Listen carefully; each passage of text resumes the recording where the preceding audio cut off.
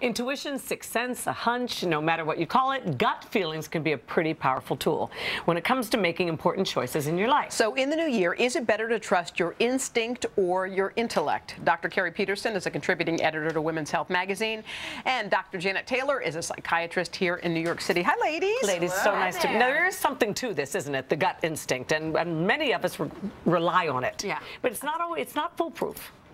Well, it's not foolproof, but the thing to remember is that even though we say the gut, it's still your brain. And so what's happening is focused through your brain, but it's just a matter of saying, do I need to make a quick decision, and not focus on a list and just make the decision.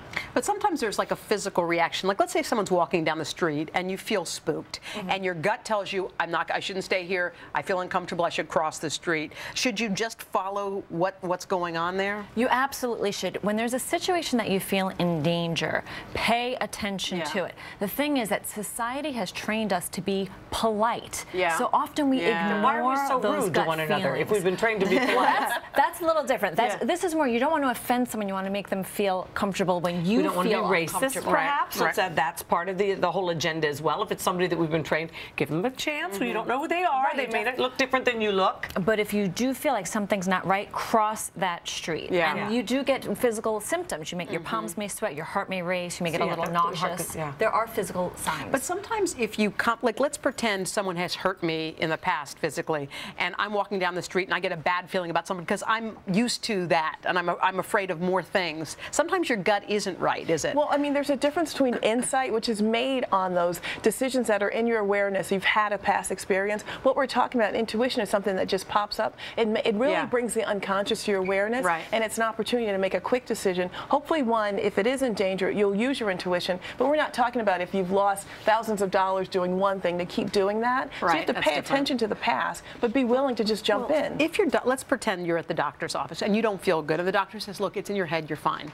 And inside you keep thinking to yourself, I don't feel good.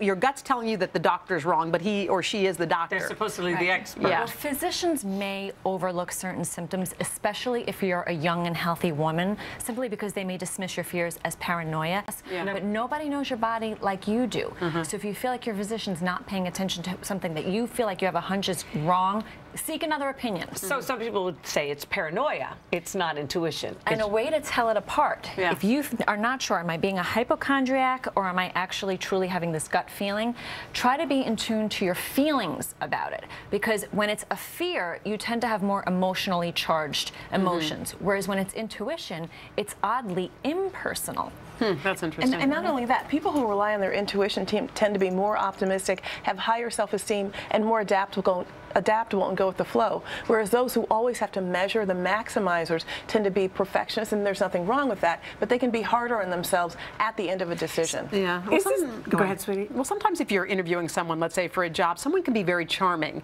and you can say, wow, I'm really taken with them, I like them.